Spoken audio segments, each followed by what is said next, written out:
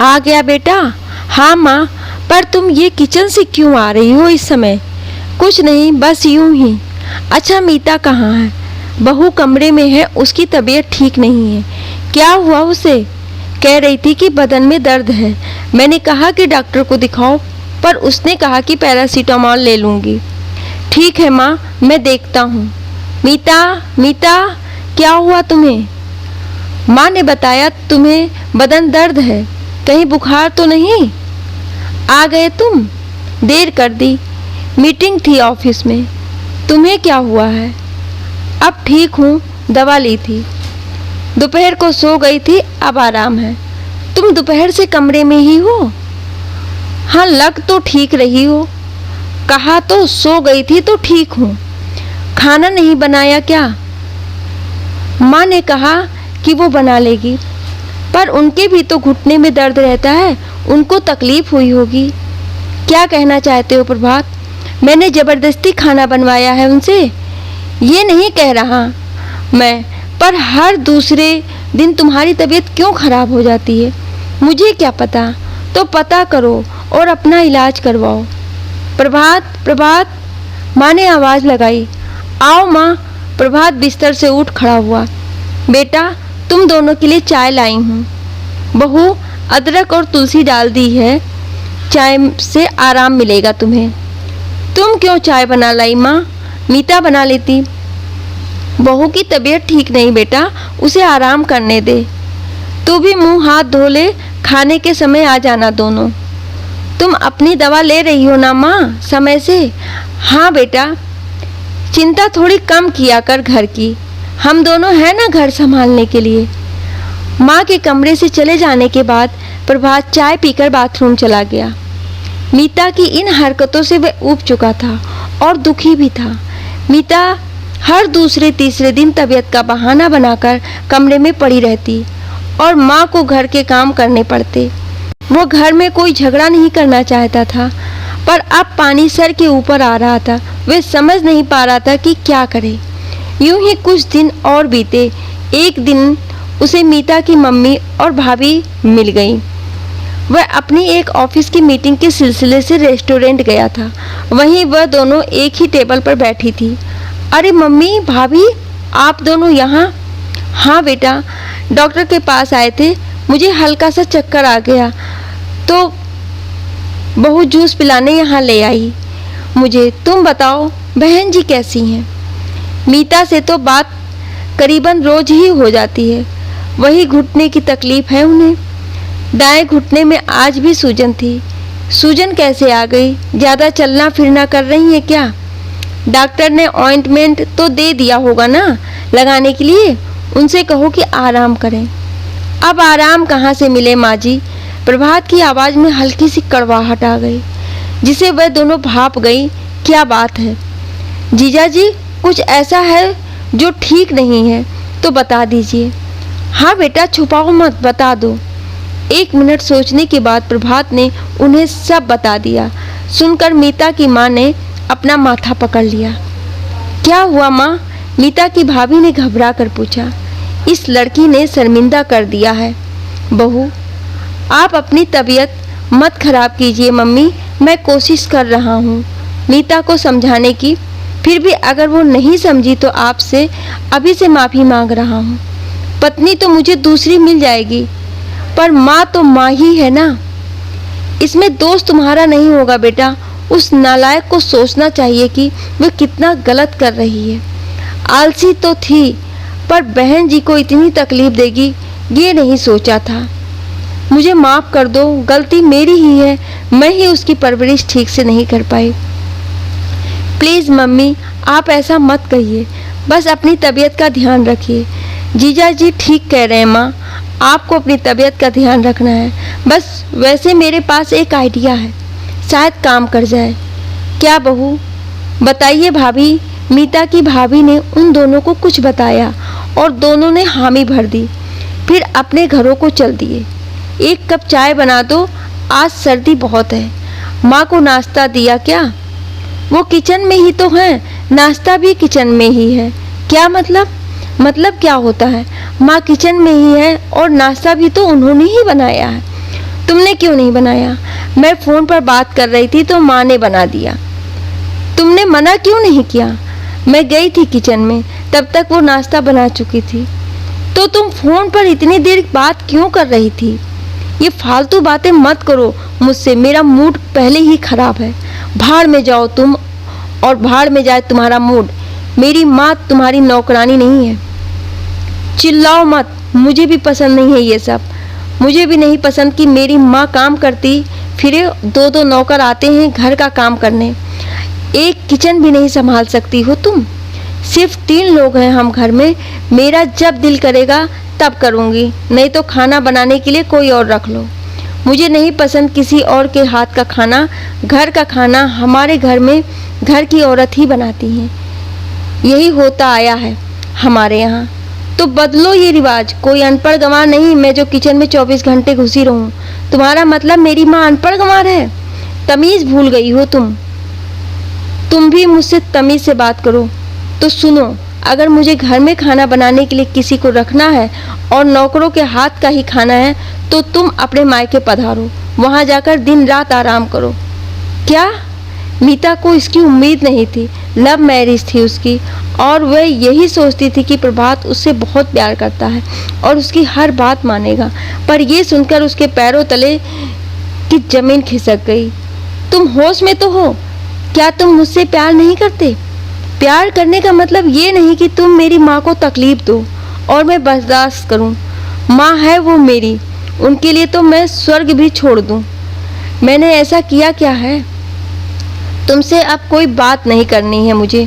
उठाओ अपना सामान, ड्राइवर छोड़ आएगा तुम्हें। ठीक है, जा रही हूँ, अब वापस कभी नहीं आऊँगी। सोच लो, मत आना, बस जाओ तुम। मम्मी मम्मी, मीता ने घर में घुसते ही आवाज़ लगाई। कौन? मीता की भाभी सुबह बाहर आई। भाभी कैसी हो? मम्मी कहाँ है? घर में ही हैं, पर तुम यहाँ अचानक? मैं छोड़ आई वो घर, अब यहीं रहूँगी। यहाँ? सुबह ने आंखें बड़ी करके पूछा। हाँ, और क्या? बहू, मैंने कपड़े सुखा दिया है। ऊपर छत से मीता की मम्मी की आवाज़ आई। मम्मी, मेरी साड़ी छाँव में ही सुखाना, वरना रंग फीका पड़ जाएगा। सुबह ने नीचे से ही जोर से कहा। ठीक है बहू। मम्मी क्या छत पर कपड़े सुखाने गई हैं? हाँ, पर क्यों? क्यों का क्या मतलब?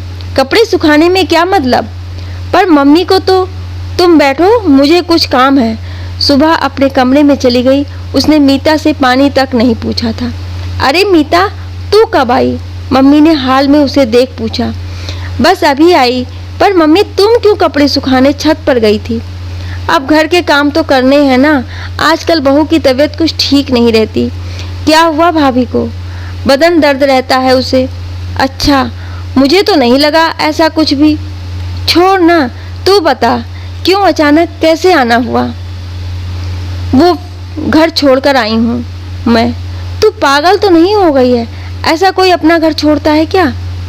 अब तुम भी शुरू मत हो जाओ, बहुत थकी हुई हूँ मैं। भाभी से कहो कि 1 कप चाय बना दे, फिर थोड़ी देर सोऊंगी। चाय तो तुम खुद ही बना लो मीता। मम्मी, आप जरा दोपहर का खाना बना लेना, मैं बाहर जा रही हूँ। ठीक है बहू, खाना बनाकर जाओ ना भाभी। क्यों? मम्मी तो घर पर ही है ना, बना लेंगी, मेरे पास टाइम नहीं है। सुबह अपने पर्स को कंधे पर टांग कर बाहर निकल गई। मीता का मारे गुस्से के चेहरा लाल हो गया। मम्मी, तुम कोई काम नहीं करोगी, जो करना है भाभी खुद कर लेंगी। ये कोई तरीका है? हम दोनों का खाना बाहर से ऑर्डर कर दूंगी। नहीं मीता, ऐसा मत करो। तुम तो कल अपनी ससुराल चली जाओगी, मुझे तो यही रहना है। खाना तो बनाना ही पड़ेगा। अब इस उम्र में बाहर का खाना तो तबीयत और ख़राब कर देगा। ठीक है, तुम बैठो, मैं बनाती हूँ खाना। चलो, आज तो आराम मिलेगा। तो तुम यहाँ आ गई हो। बहन जी के तो घुटनों में भी बहुत दर्द रहता है, वो कैसे खाना बना रही होंगी? मीता को एक झटका सा लगा। वे भी तो वही कर रही है जो भाभी कर रही है। एक दिन ये सब देखकर उसे बुरा लग रहा था। प्रभात को कितना बुरा लगा होगा। मीता को पछतावा होने लगा। वह खाना बनाकर बाहर निकली तो सुबह आ गई थी। क्या बनाया है मम्मी खाने में? खाना तो मीता ने बनाया है बहू, पता नहीं क्या बनाया। सत्यानाश, जो अपने घर में रसोई में नहीं घुसती, आपने उसे यहाँ किचन में भेज दिया। राशन और सब्जी का भी कपड़ा कर दिया होगा। ऐसा क्यों कह रही हो भाभी? खाना बनाना आता है मुझे। क्या पता कभी खाया हो हमने तो ना। क्या हो गया है भाभी आपको? आप तो माँ की इतनी सेवा करती थी, उन्हें किसी काम को हाथ नहीं लगाने देती थी। अब क्यों ऐसा कर रही हो? मैं क्या दुनिया में अकेली ऐसी हूँ? भैया से कहूँगी, कह लो। जब उनकी बहन कर सकती है तो मैं क्यों नहीं? मुझे कुछ कहने का किसी को कोई हक नहीं है। आपसे ये सब किसने कहा? क्यों मैं अंधी बहरी हूँ क्या? जब से तुम्हारी शादी हुई है यही तो कर रही हो तुम। प्रभात जीजा जी की माँ के साथ ऐसा व्यवहार करो तो ठीक, मैं तुम्हारी माँ के साथ करूँ तो गलत। तुम्हारे और मेरे लिए ये नियम अलग अलग क्यों? अब मीता को कोई जवाब नहीं सूझा। वह सन्न खड़ी सुबह की ओर देखती रही। भाभी प्लीज। क्या प्लीज? तुम्हें आराम पसंद है तो मुझे भी। ये तुम ही से तो सीखा है मैंने। और मम्मी, अगर नहीं कर सकती काम तो तुम्हारे भैया से कहो, नौकर रख ले। वे ये भी नहीं करेंगे क्योंकि उनकी कमाई तुम्हारे पति की जितनी थोड़ी है, तो सारा काम मुझ पर क्यों? नौकरानी तो नहीं हूं ना। मीता को अब अपनी गलती का साफ साफ नजर आने लगा। प्रभात पर क्या बीती होगी, माँ को कैसा लगता होगा, वह अब महसूस कर रही थी। मुझसे जो गलती हुई वह आप मत करो भाभी। मैं आज ही जाकर माफ़ी मांग लूँगी। अब कभी किसी को मुझसे शिकायत नहीं होगी। पर मम्मी के साथ ऐसा मत करो। वह जोर जोर से रो पड़ी। थोड़ी देर खामोशी छाई रही और मीता रोती रही। तभी मीता के भैया सोहन ने घर में कदम रखा। अब चुप हो जा मीता। सोहन को देखते ही मीता भागकर सोहन से लिपट गई, पर उसके आंसू नहीं रुक रहे थे। सुबह ने मम्मी को सोफे पर बिठाया और किचन से पानी ले आई। एक गिलास सोहन को पकड़ाकर वो मम्मी के पास गई। मम्मी, पानी पी लो, लगता है अब सब ठीक हो जाएगा। अब चुप हो जा मीता, इधर आ बैठ मेरे पास, मम्मी ने कहा। चल मम्मी के पास बैठ, सोहन ने उसे बैठाते हुए कहा। और अब मेरी बात सुन बहू, मुझसे कोई काम नहीं करवाती और ना मैं करती हूँ। ये सब तुझे समझाने के लिए था। मैंने तुझे पहले भी समझाया था पर तू समझी नहीं। बहू बेटी के होते हुए एक बीमार माँ खाना पकाए या कोई और काम करे, ये एक नेक बेटा कभी बर्दाश्त नहीं कर सकता। तूने प्यार किया, फिर शादी की, हमने हंसी खुशी मंजूरी दी क्योंकि प्रभात और बहन जी का स्वभाव बहुत ही अच्छा है। तुझे वहाँ कोई तकलीफ नहीं होगी, पर तू ही उन्हें तकलीफ देने लग गई। और अपने हाथों से अपना घर मत उजाड़ मीता। प्रभात उनमें से नहीं जो बीवी के गुलाम बनके माँ बाप को दुख दे। वो तुझे छोड़ सकता है अगर तू नहीं सुधरी। और ये बात उसने खुद मुझसे कही है। मम्मी, अभी गलती कभी नहीं करूँगी। मुझे तुम सब माफ़ कर दो प्लीज़। भैया, मुझे छोड़ आओगे मेरे घर? पहले कुछ खा पी ले, मुंह हाथ धो ले, फिर छोड़ आऊँगा। नहीं, मैं वहीं जाकर खाऊंगी। मुझे छोड़ आइए प्लीज़। अच्छा चलो, फिर सब ही चलते हैं, सब जाएंगे। हाँ, सुबह खाना तो बना ही हुआ है, पैक कर लो, सब वहीं खाएंगे। ठीक है, बस 2 मिनट। खाना तो डबल बना है आज। डबल? मीता हैरान हुई। हाँ, मैंने खाना बनाकर पहले ही किचन में पीछे की तरफ रख दिया था ताकि तुम्हें ऐसा लगे कि मम्मी ने बनाया है, फिर तुमने भी बना लिया। चलो, अब 2 बजने वाले हैं। वहाँ पर बात जीजा जी भी आंटी से डांट खा रहे हैं। आपको कैसे पता? ये मोबाइल किस लिए? ओह, मीता समझ गई कि ये सब नाटक उसके लिए ही रचा गया था, पर उसे बुरा नहीं लगा। करीब 2:30 बजे वो मीता की ससुराल पहुंच गई। जीजा जी, सोहन ने आवाज़ लगाई। आइए आइए, प्रभात ने कमरे से निकलते हुए कहा। अरे आप लोग आइए, प्रभात की माँ ने हाथ जोड़कर स्वागत किया। मीता नजरें झुकाए किसी अपराधी की भांति खड़ी थी। पहले खाना खा ले, बहुत भूख लगी है। प्रभात हंसा। जीजा जी, बस अभी लगा देते हैं। अरे बहू, इस तरह घर छोड़कर नहीं जाते। प्रभात कुछ कहे तो मुझे बताना, कान खींच दूंगी इसके। माँ, सॉरी माँ। मीता माँ के गले मिलकर रो पड़ी। रो मत बहू, मेरी तो बहू भी तो है।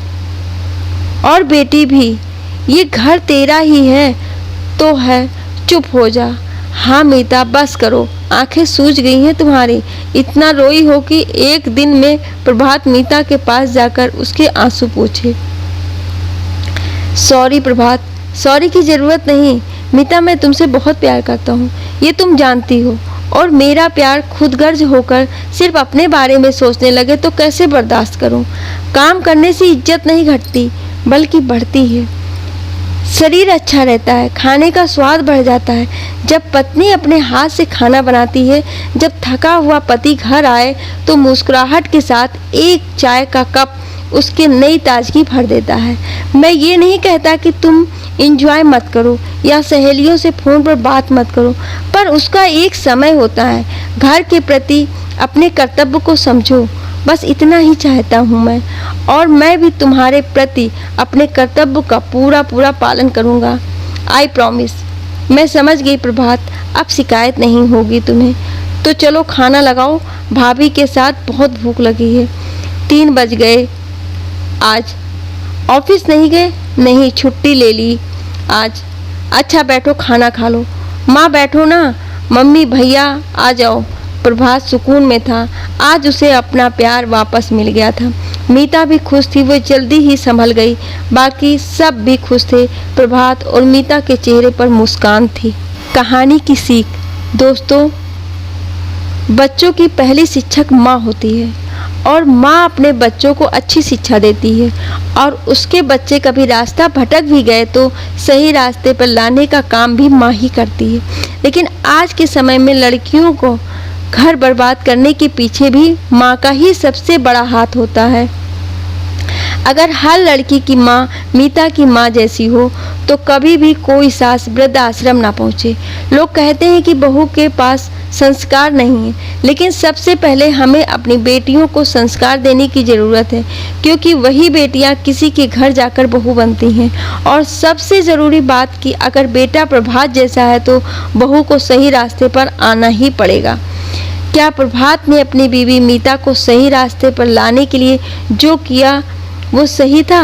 इस बारे में आपकी क्या राय है? आप मुझे अपनी राय कमेंट बॉक्स में ज़रूर दीजिएगा। Thank you.